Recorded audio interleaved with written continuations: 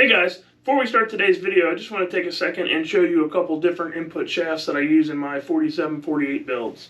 So this is a Sonex billet input shaft.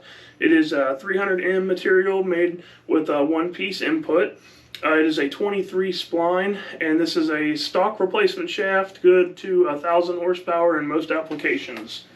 When I step up from that, I step up to the Sonex 35 spline unit. It's taller for more engagement into the converter hub. It is a larger diameter, so it comes with its own stator support. Same 300M material with one piece, and these things are on national back order right now. I have two of them in stock. I don't sell them outright, but I do have them for a build. If you're looking to get a build 1,100 plus horsepower or more, I got two of these things in stock, and nobody to date has broke one of these, so I believe them to be the best input shaft on the market. So now back to your video.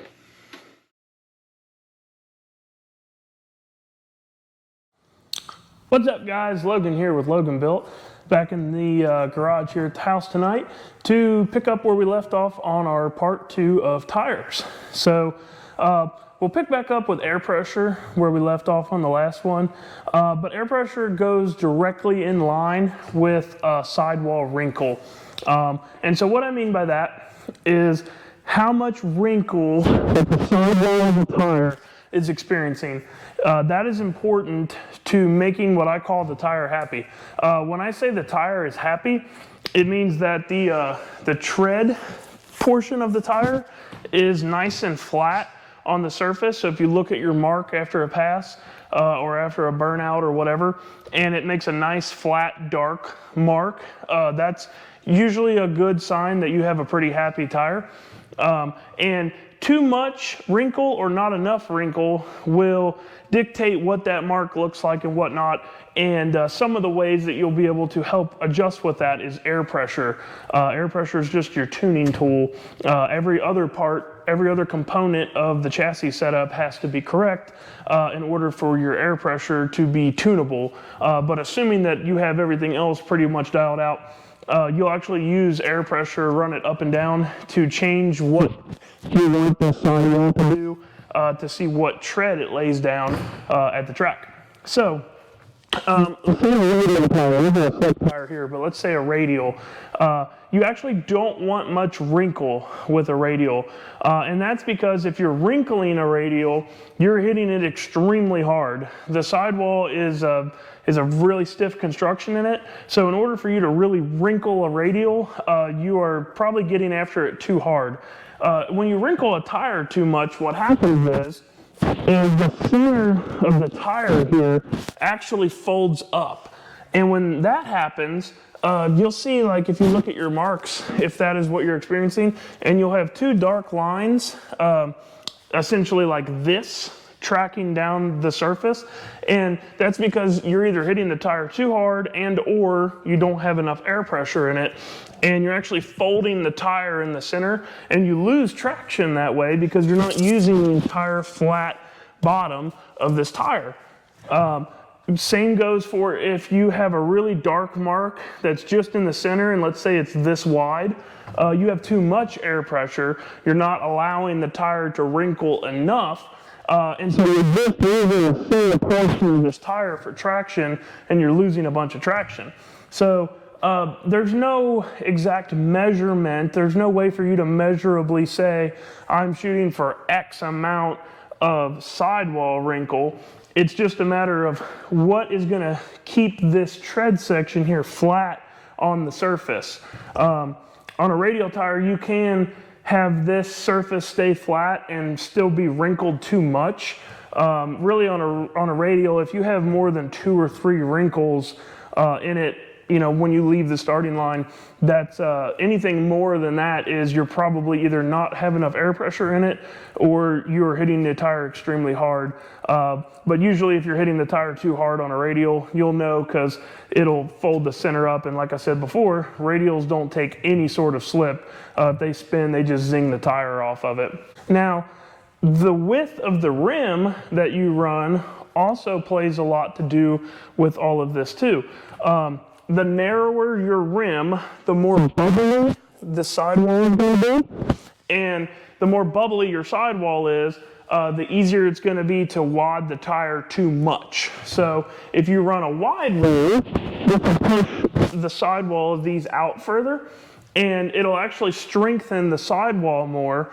So you'll be able to either get a little bit more aggressive with it, or if like what we're doing, we're just naturally putting a lot of force on this tire. A wider wheel is usually going to be better than a narrower wheel. On a 28-10-5, like on JP's truck, we run a 12-inch wide wheel. In my truck, I have a 12-inch wide wheel in the rear. So this will actually stretch this sidewall a little bit and will give us a little bit more stiffness on your sidewall. As far as sidewall stiffness goes, that's what I'm looking at more in purchasing a tire than I am in compound. We run a stiff sidewall tire in everything that we do, and that's because if we have too light of a sidewall, we're gonna fold the tire too much in the center, and to keep it from doing that, you won't be able to get as aggressive with your tune-up and your setup, so you're not gonna be able to go as fast with it. Keep in mind, we are dead hooking the tire. Everything I'm talking about is related to not spinning the tire and dead hooking. So in that case, if you're dead hooking a tire, compound is trumped by sidewall stiffness. So this 28-10-5 here from Hoosier, you can only get in one type of compound. And I really don't care, because I'm more concerned about the stiffness of the sidewall, because that's going to ultimately be what dictates how aggressive I can get with this tire and keep it dead hooked. Now, if you're living in the world of wheel speed, that's where compound starts to really become important, because if you're spinning this tire the whole way, this tire is getting hot, it's getting sticky.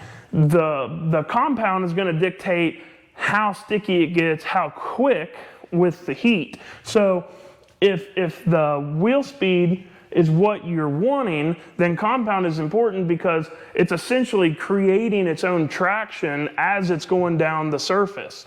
But in dead hooking, the compound still does matter slightly, because ultimately you're not going to be able to go as fast with a lesser compound, because the goal is to keep it dead hooked. So a stickier compound is going to be easier for you to be dead hooked.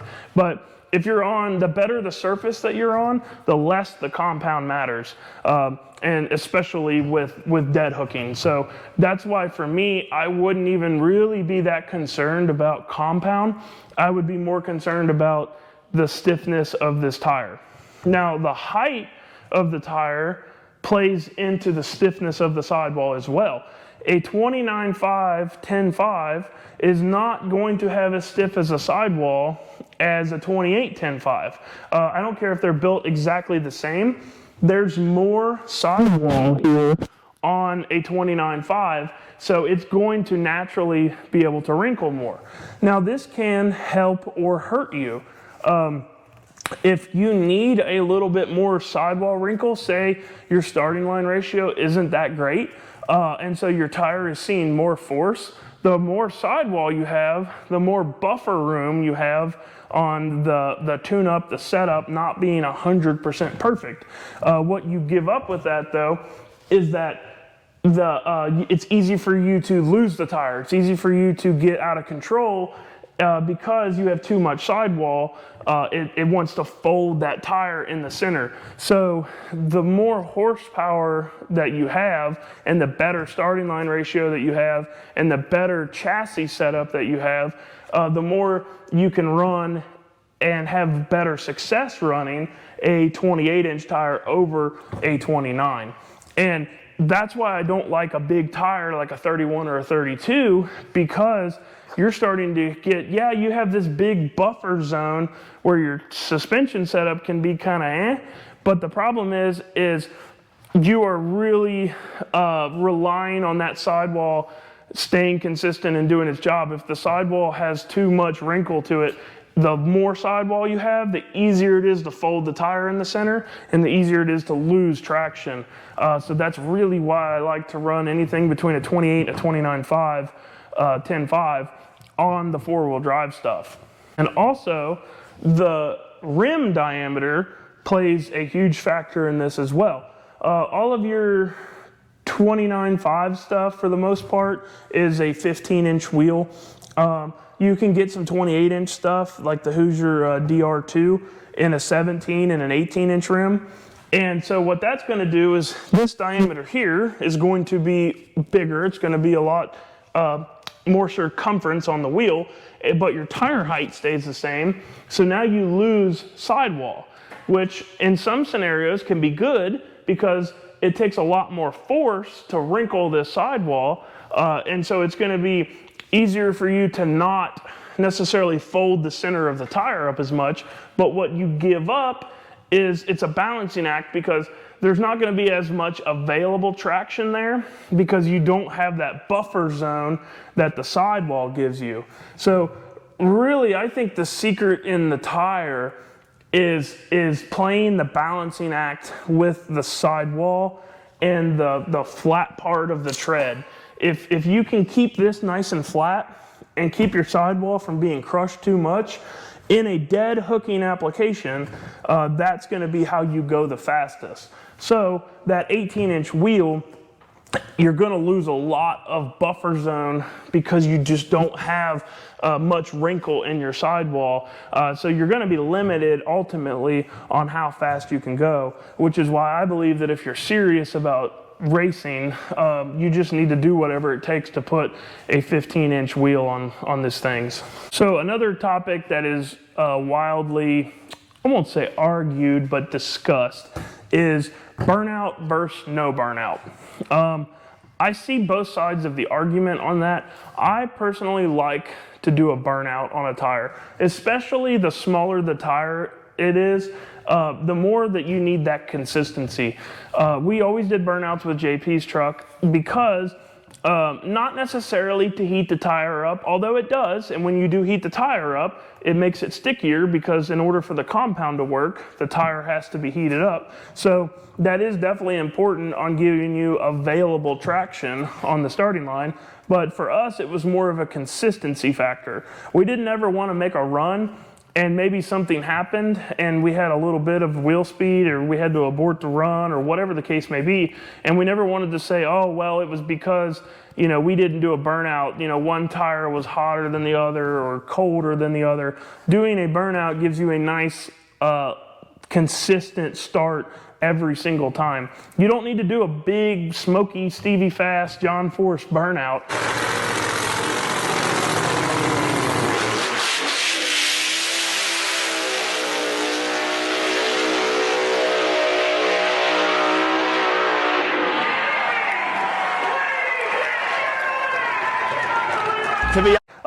You can just haze the tires is good enough. You're basically just wanting to clean the tire off. You clean the tire off, get a little tad bit of heat in it, and it's nice and consistent. Now, I'm sure that there's certain situations, like the less prep you have, the more important the length of the burnout is. But keep in mind that you can overheat a tire. You can do way too long of a burnout and put too much heat in it, and then the tire becomes greasy. Just like the racetrack. That glue on the track works really killer when it's 50, 60 degrees outside, but when the track temp's 140, 150, that glue becomes slimy. It loses its glue bonding properties. So that's what you need to keep in mind with a tire, is that you don't want to overheat the tire. Now, four-wheel drive burnouts versus two-wheel drive burnouts. Our transfer case stuff is locked in 4 high all the time, so we are forced to do a four-wheel drive burnout. If I had the option, I would probably still do a four-wheel drive burnout just so my front tires are consistent with my rear tires. But a lot of guys are doing rear-wheel drive burnouts only and then locking it into four-wheel drive after the burnout. And I think that that's probably totally fine. The front isn't really doing much. We're not going to get into the front much in this video because there's going to be several videos about the front suspension on a four-wheel drive. But really, your front's just pulling you along. You don't need a ton of bite in the front per se. So if you are kind of scared of doing four-wheel drive burnouts or you're doing two-wheel drive burnouts right now, definitely keep doing it. Just keep in mind on your two-wheel drive burnouts, it's easy to get carried away with the burnout. So, you know, don't get it too hot. Just your main goal is to clean the tire and get it consistent, and then lock that thing back in four-wheel drive and take the tree. Now a radial, if you're running a radial tire, they're even more burnout sensitive. You don't need to do a big burnout in a radial. In fact, you can tear the track up pretty easily with the radial. If you watch radial tire racing, they're not allowed to burn out past the starting line. And the reason that is not because it's an advantage or a disadvantage, it's because a bias ply tire is laying rubber down when you're doing a burnout.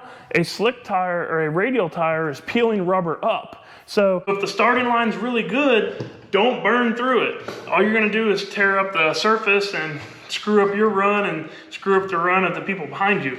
So if the starting line looks really good, don't do that. Same goes with a slick. If the starting line is perfect and there's nothing that needs to be altered about it, and you, for whatever reason, need to do a long burnout, set yourself a tire length or two out of the groove and do your burnout there. That way you're not messing up the really good starting line that you're going to be running on. So that's about all I got for tires, guys.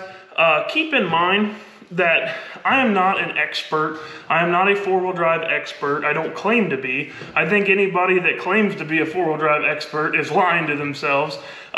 These are just our experiences and where we are at today of what we know works good. If you're doing it a different way than us, I encourage you to make a video and explain to everybody how you're doing it. The more information that we can get out there, the better it is for all of us. I don't want all this stuff to be one-sided. I'm just the only one, it seems, that's willing to come forth and talk about how we've gotten to the point where we're at. We just believe that if you're going to dead hook a tire, it gives you the most consistent possible start to every single racetrack that you go to. So you can go to any track pretty much and you can run, you know, for us between a 117 and a 121 60 foot, regardless of how good or not good the surface is at that track, because of all of the things that I've been talking about. Keep in mind that all of the suspension stuff that I've been talking about, every single video relating to this, is all specific to dead hooking the tire, specific to the way that we run the tire.